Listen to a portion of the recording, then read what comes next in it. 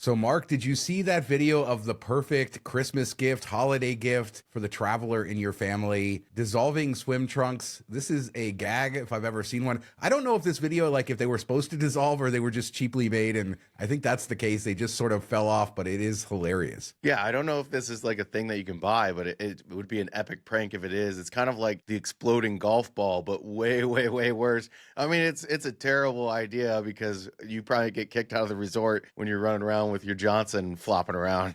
But this guy took it in stride. He had a good attitude about it. Yeah, I mean, what else is he gonna do?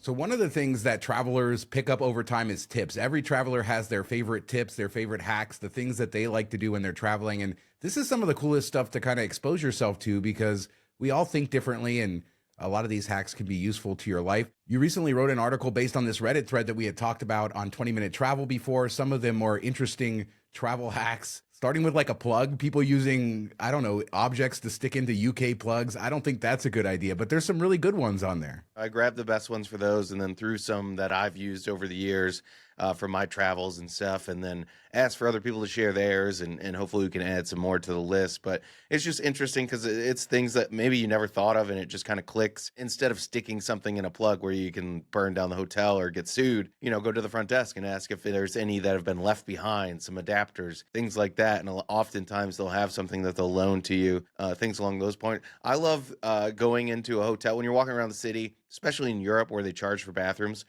Just go into the hotel lobby, use their bathrooms. Even better if you go to the conference center, because those are usually the best bathrooms on property because people are spending money in the conference center unlike they are anywhere else. So that's like an option, and hotels aren't going to stop you because they don't know if you're staying there, if you're visiting someone, maybe you're going to the bar. It's just an easy way to get a really clean bathroom. Hotel bathrooms are a great hack. One I've used a lot. Conference center bathrooms, like you said, unless they're having a conference there, very quiet, peaceful. If you're traveling with friends or something, you need some private time in the bathroom. It's all good. They're moving your reservation. That's another one outside the cancellation window that you had on there. Very good, very useful in this hobby. And a lot of people don't know that you can do that, but a lot of times they'll do that for you. So you can move it and then cancel it. All kinds of good stuff in that article. Yeah, the one that I had never really thought about that kind of jumped out at me was order, if you're going to get to the hotel late after everything closes, order room service for the room ahead of time. They'll have it ready for you or in your room, maybe check in, call the front desk, check in, explain what's going on and have it charged to your room. I think that's a great idea. There's lots of times that we get in at 11 o'clock at night, midnight, hungry, nothing around us that we can grab real quick and easy. Airport had everything closed when you landed. So I thought that was a good one. Yeah, especially if you have an expense account. It's a good one. I was thinking about how much that would cost when I read that. Hey, if you got to ask, you can't afford it, right?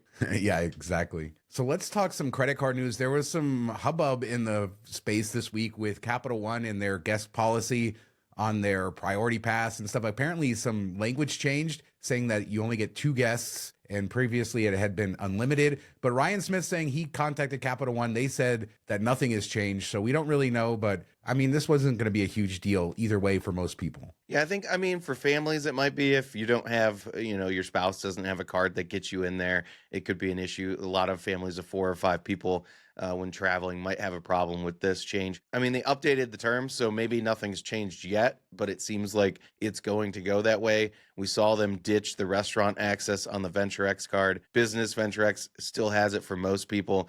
New accounts don't, but grandfathered ones in for the most part have them. So we've seen them kind of roll back a lot of these perks that when it launched, all the bloggers that were getting paid big commissions said it was the best card since sliced bread. But, they're starting to bring it down a bit, bringing it in line with other things. And nobody wants hurt status anyways because you're going to go to jail. So all I'll say is that terms don't change for no reason. Somebody went in there and changed the terms. So we'll see what comes of this. But I mean, it's been a trend across the entire space, cutting guest access, adding additional fees for guests. And so a few years ago, not everybody got unlimited guests, but it certainly has constricted as we saw the lounges get more popular, busier, all of that. Yeah, funny enough, when I was flying out of JFK this weekend, I went into the one of the American Airlines lounges, and there was like 12 people in there. It felt so weird. It's such a massive lounge. They have like a dining room and stuff, and there's nobody. Speaking of your travels, on this week's MTM Travel, Everybody should check it out. We talk all about your trip. Singapore Airlines, I think you have a lot of interesting things to say about that. Singapore, Thailand, all of the things you did, we talk about on MTM Travel. It's already out, so check it out on the channel. So next up, Amex Platinum. How many times we talk about Amex Platinum on this show? Way too much, I think, for the card, but they have a new offer. I guess that means they're good at marketing. 100,000 points plus 15x on Resi. There's a version that has 10x and a version that has 15x, so make sure you get the one with 15x. And the way that works is you get 15x at restaurants worldwide on up to 25K in eligible spend in the first 6 months, plus the 100,000 point welcome offer after 8,000 in spend in the first 6 months. This all has the lifetime language. This is just a normal public offer, so keep that in mind. But yeah, this could be really good, especially if you spend a lot of money at restaurants. You got to try different Wi-Fi, different browsers, all that stuff to get the 15X. I know people that have gone over a friend's house that are able to pull it up to use their Wi-Fi, like pulled out up on the street and did it real quick application. So definitely try it if you're at a coffee shop, things like that. Try different areas if you're looking for this offer. Also, remember that there are the family rules. So if you haven't had the green card or the gold card, and you grab this, you're not going to be able to get those. So make sure you get those first before you do this. And also this will count towards your 524 count. So those are two things to consider. But if you were in line for the Platinum, it's kind of hard to beat this offer if you can maximize the restaurant spend. Yeah, that's a crazy amount. If you maximize that, a crazy amount of points for a sign-up offer. Yeah, I mean, this has been on and off for a while now, and some people know how to spend in the restaurant area a little bit easier than others. And just maximize this and you're looking at like 3 sign-up bonuses when it's said and done. So it's 2025. That means people are getting ready to pay their taxes for last year. I guess estimated taxes coming up in a week or so. And then of course, the normal tax season, April 15th. And paying taxes with a credit card is one of the better ways to earn miles and points. You have an article all about the different fees and everything, what you would pay. In fact, some of the providers recently lowered their fees, but there's some quirks with how many payments you can make, all of that. But I think the moral of the story is use your tax payments as a way to generate points, whether it's welcome offers or using the right card to juice up those perks. We don't all have these large purchases all the time, so it's a great opportunity. Yeah, I mean, first off, you got to file properly so that you have a payment to make. A lot of people like to look at this as like a savings account, and then they get a check from the government. You don't want to do that. That's a free, interest-free loan to the government. Don't set it up that way. Set it, work with your tax professional. Set it up a way that you owe, or if you own your own business, you're paying quarterly taxes, things like that. So that's the first thing. But we did see there used to be 3 providers. Now there's only 2. They did lower the fees. But you can make two payments per provider per quarter. You can even use debit, Visa gift cards, stuff like that to make the payments. Some of them work, some of them don't. But that's a lower fee too. It's a flat fee instead of a percentage. So that's a way to work around it. A lot of people can't do that because those have caps, and your tax payment might be higher than those caps. So it might not be feasible, but it is an option potentially. You can use PayPal if you're having trouble with Chase cards.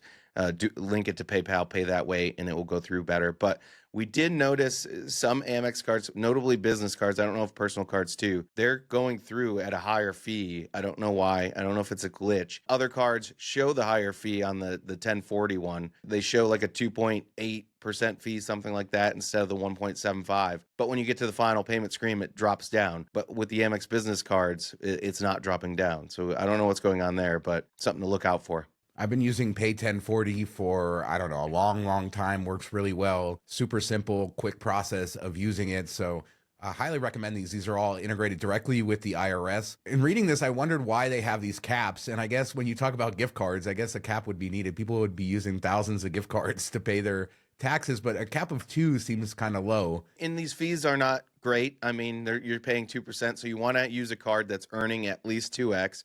Hopefully you're using a card that has a welcome offer attached to it. If you're using an Amex card, people worry about taxes not counting. Don't use the temporary card. There's been issues with that in the past. Wait till you get the physical card to make the payment. So plan for that accordingly. If you use a physical card, it shouldn't be a problem. Or look at cards that have spending offers, like the Hyatt 15K free night. Maybe you put this towards that with the 1 times earning plus the free night might make it worth it. The Surpass card, things like that. Figure out the numbers. Make sure it makes sense. Don't just go use your AA card and get 1 times miles and you're paying 2 cents per mile. It's not worth it. So let's talk some miles and points news. Hyatt, Mark, they killed your trick. They killed it. Yeah. Technology is the enemy, right? Yeah, I think, it definitely got a little more notoriety this time around versus when you had to call in and stuff. We were kind of like the only ones talking about it. And then once it became online and easy to do, more and more places picked it up. So they might have gotten an alert that way, but I really do think that it's based on them seeing these things being redeemed online. Where you used to have to call in, their own people would have to do it. You're not seeing that live action. I don't think the reports are as clean and clear as you do with this, when you saw probably a ton of people exhaust all their suite upgrade awards very quickly as soon as they went online, and they're like, hey, what the heck's going on here? So you're no longer able to unlock extra space. You can't even call in. I think they closed it on the back end, that even the employees can't do it any longer. So sad to see. Definitely a hit to the program. Those have been tough for some people to use. This made it a lot easier. And just to back up a little bit, the trick was that if there wasn't a standard room, but there was a standard suite, you could still book using a suite upgrade award. And now you won't be able to do that. You would need a standard room in order to book that, in order to use the suite upgrade. So a huge difference, because there was properties all over that would have the suite and not the standard room. That's often difficult. So yeah, this stinks. And I guess we wish it would all go back to the way it was, where you had to call in to do it. But yeah, it sucks. I didn't do it, Mark. I'm kind of sad that I didn't go use up all my suite upgrade awards when it went online. This is a good reminder not to sleep on stuff like this. Yeah, especially when something changes. Definitely jump if there's opportunity and something recently changed. You don't know how long it will last, so jump on it if you can. I mean, I wish Hyatt would have just let this go. You're trying to get a suite. A suite's available. Why not just let people book into it? Use these awards. Make them very friendly. It's a bad move on their part, in my opinion. Who cares if there's a regular room available? If you're booking into the suite anyway, you're not using that regular room award space. So it makes no sense to me to block it. But it is what it is. So you posted on X this picture of this new gift card anti-theft technology. Basically, it's a one-way street for gift cards. Once you take them off, you can't put them back on. And it kind of looked like maybe you could slip them back in there, but I never seen these in person. So, I mean, do you think these are going to make a difference? It seems like this is smart, and they should have probably been doing this all along. So many people taking the cards off. If people don't know, they alter them, they do all kinds of things to them, put them back on. Then when you buy them, they drain them. And so there's a huge problem with fraud with these cards. Yeah, I think that was the biggest step they could have taken with this. This was sent to me by my buddy Tim. I actually haven't seen it in the stores around me. He lives like 45 minutes away, but he just saw them get in their area. Other people have said they've been there for months. So I think like the coast got them early. They have the biggest issues with fraud. So we're seeing it roll out here. I think everybody will see them sooner or later as they get them. But I do think this is the biggest thing they could have done, because a lot of times people were taking them, large stashes of them off the shelf, and then putting them back on after they rubbed off the numbers or whatever they do to make it a scammy thing. So this stops them from being able to do that. I've always thought, I have no proof of this, but I've always thought that maybe there was something going on in the facility before it gets to the stores, and maybe there's a gaming going there. So that won't help if that's the case. But now we'll know if this is still a big problem and they have these things in place, then we know what's happening before it even gets to the store. What's crazy about the economics of all of this, Mark, is they've been making these gift cards forever. They charge these fees, all of this fraud, millions and millions of dollars in fraud, and yet they still sell them because they're making a ton of money off of them. That just tells you how lucrative the whole gift card space is for these companies. Yeah, it's really wild when you think about it. Most of these $500 cards have like a $6 fee, just over 1%, but the stores are paying, 2, 3, 4% in swipe fees for people to buy them if they're buying with credit cards. Now, some people buy them with cash, but I guess, if you're maximizing the 500, they're losing money. But if they're buying the $50 ones, which a lot of people do, they're probably making money because the same fee for the $50 ones. But, a lot of these go lost, misplaced, unused, leave balances. So the gift card companies must be willing to give the stores a discount on the purchase in order to do this. And we've seen store managers get bonuses and stuff for the amount of gift cards sold. So they definitely are making money somehow. I talked last week on MTM Travel with Joe how I had to do some Rio mattress runs at the end of the year. Maybe I need to reconsider my Hyatt Globalist. For the first time, I've had Hyatt top tier status for 9 years. And at the end of the year, I was 5 nights short. Had to do that. That's the first time I've had to do that at the end of the year. And I also had some mattress runs earlier in the year doing Rio stays when I really didn't need them. And so it was time to consider it. And you wrote an article saying that you're kind of giving up on globalist status, that you've done those calculations and it isn't for you. A lot of good advice there, because so many people get caught up in the hype of it and then they don't really look at whether they're getting the benefit or not. Yeah, I can't tell you how many people post, I want to get globalist, is it worth it? I have a stay in Hawaii for 5 days or 7 days. They stay in like Hyatt hotels 15 or 20 days a year. And it's like, no. I mean, mathematically, you can make the numbers work in your favor if you really think about, oh, I'm getting $150 breakfast every day. Well, what would that be if you left the property and ate at a local place? It'd be like $30. So that's what we're talking about here. Don't fantasize in ways to make this a reality in your dreams. And I've been on and off this train for a while now. I got back on because of the Built promo a year or two ago. Made it a lot easier. So this time around, I was right around 35, 40 nights somewhere, and that's kind of my average. I spent a lot of nights in Hilton's and some nights in IHG and stuff. I don't focus solely on Hyatt. And that's a trap a lot of people fall into, where they only travel where there's a Hyatt, where they base all their travel around where there are Hyatt hotels just to get this status. So you got to step back and really crunch the numbers. Half of my stays are at Hyatt House, Hyatt Place. The status doesn't mean anything there. A lot of Hyatt Regencies. Who cares if you get breakfast? It's junk. The rooms aren't that great if you get upgraded. I mean, unless you're staying at top tier properties often, it just really isn't really worth it. And then with the guest of honor change, where you can do it online very easily, they can actually just send it to you. Nobody has to call in, book. You don't have to transfer points.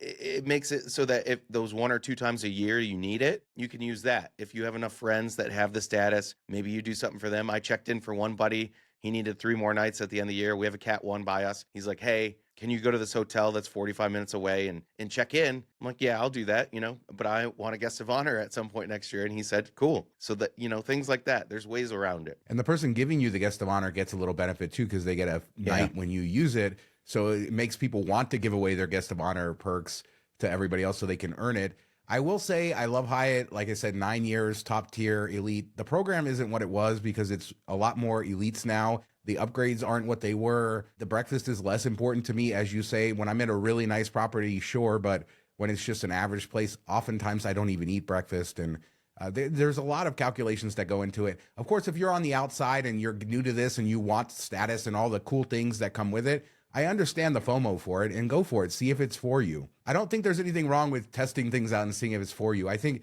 the problem is if once you have it, if you're running on a hamster wheel to keep it and you don't really get the value, then that becomes sort of an issue. But it is fun to have status. And I think there's some value to that in this community. People like to enjoy the perks. This was genius on Hyatt's part, giving the guests of honor, one, encouraging people to use it because that gets people, oh, if I had the status all the time, it'd be great. And also giving them a taste of it at 40 nights where you get the first guest of honor that you can use on yourself. That's kind of cool too. And maybe that's like enough for some people. If you're at like the 35, 40 range, you get that one and you use it at that one big stay you have each year. That's something you can get help from, another stay maybe. They even sell these on eBay, things like that. I don't know if I would mess with that. You're definitely breaking the terms if you do it.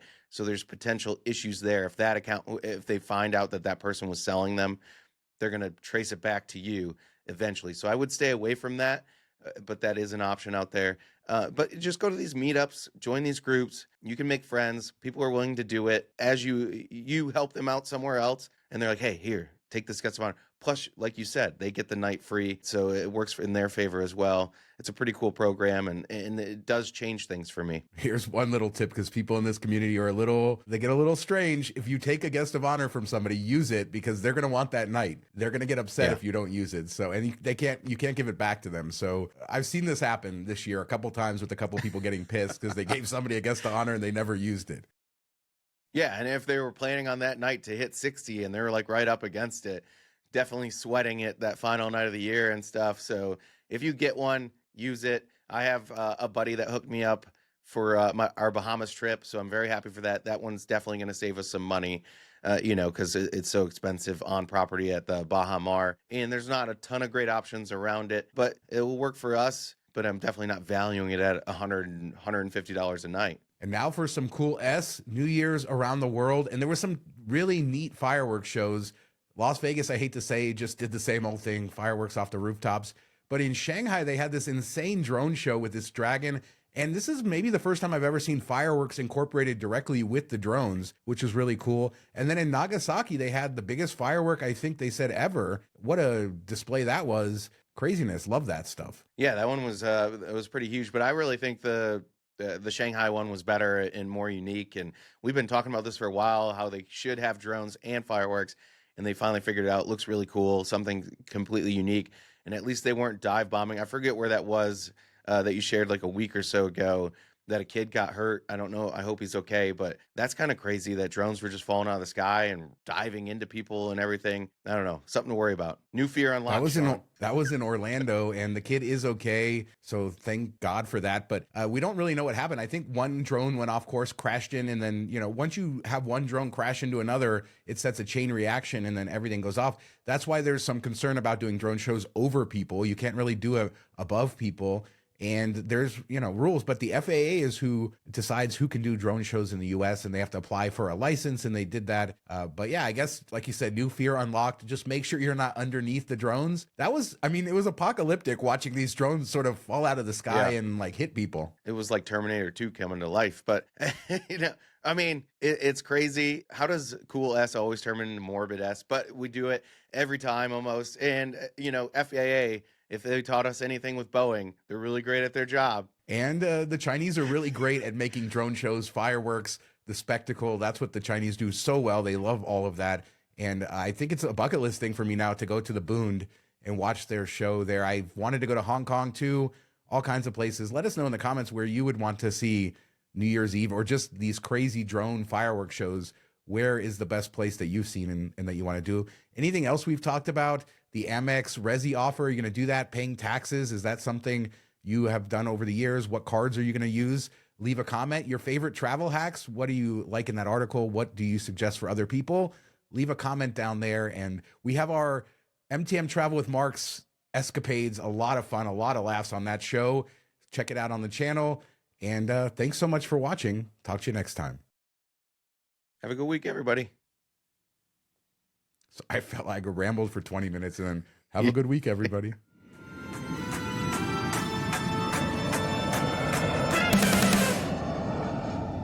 Thank you and enjoy your